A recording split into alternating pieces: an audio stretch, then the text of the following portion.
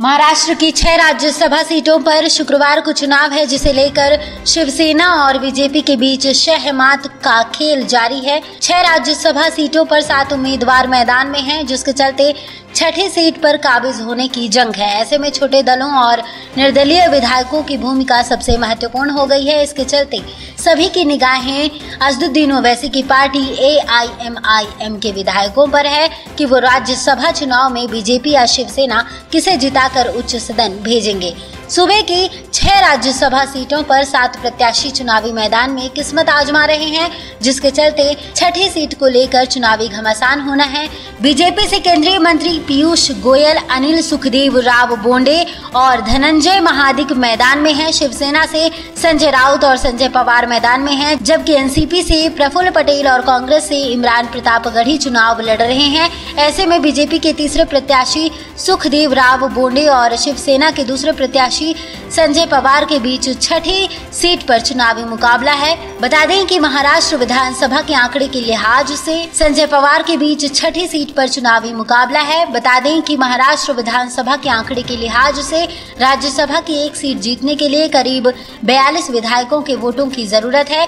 BJP के पास 106 विधायक हैं। इस तरह बीजेपी 2 राज्यसभा सीटें आसानी से जीत रही है, जिसके बाद उसके पास 22 वोट अतिरिक्त बच रहे हैं। ऐसे में तीसरी सीट के लिए 20 विधायकों के समर्थन की जरूरत है। वहीं विधानसभा में शिवसेना के 55, एनसीपी के 54 और कांग्रेस के कुल 44 विधायक हैं। ऐसे में कांग्रेस, एनसीपी, शिवसेना आसानी से एक राज्यसभा सीट जीत लेंगी, लेकिन शिवसेना को अपने दूसरे कैंडिडेट को जिताने के लिए छोटे दलों और निर्दलीय विधायकों का समर्थन विधायकों पर है। महाराष्ट्र में बहुजन विकास आघाड़ी के 3, AIMIM के 2, बीजेपी के 2, सपा के 2 अन्य दलों के 7 और 13 विधायक निर्दलीय हैं। बीजेपी, शिवसेना दोनों ही इन्हीं विधायकों को अपने पाले में लाने की कवायद में जुटी है। ऐसे में असदुद्दीन ओवैसी की AIMIM विधायकों पर सभी की नजर है। AIMIM प्रमुख असदुद्दीन ओवैसी ने महाराष्ट्र के नांदेड़ में अपने नेताओं की एक बैठक की, लेकिन राज्यसभा चुनाव में सत्ताधारी गठबंधन का समर्थन करने या बीजेपी का समर्थन करने को लेकर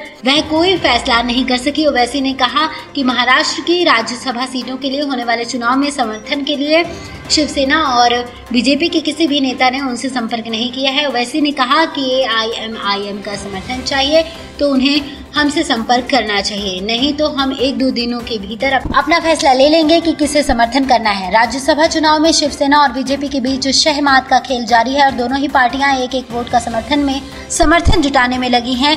निर्दलीय और छोटे दल अपनी अपनी सुविधा के लिहाज से समर्थन कर रहे हैं, लेकिन AIMIM के 2 विधायक कश्मकश में फंसे हुए हैं। एक तरफ बीजेपी के सुखदेव राव बोंडे हैं, तो दूसरी तरफ शिवसेना के संजय पवार में से किसी एक के पक्ष में खड़ा होना है। असदुद्दीन ओवैसी ने भले ही राज्यसभा चुनाव में समर्थन को लेकर अपना पत्ता ना खोला हो, लेकिन सांसद इम्तियाज जलील ने कहा कि हमारी पार्टी के 2 विधायक हैं और उनके क्षेत्र से जुड़े कुछ मुद्दे हैं। ऐसे में हम इन मुद्दों को महाविकास आघाड़ी सरकार के समक्ष रखेंगे। राज्यसभा चुनाव में सत्ताधारी गठबंधन यदि बीजेपी को हराना चाहता है तो उसे AIMIM का खुलकर समर्थन मांगना चाहिए।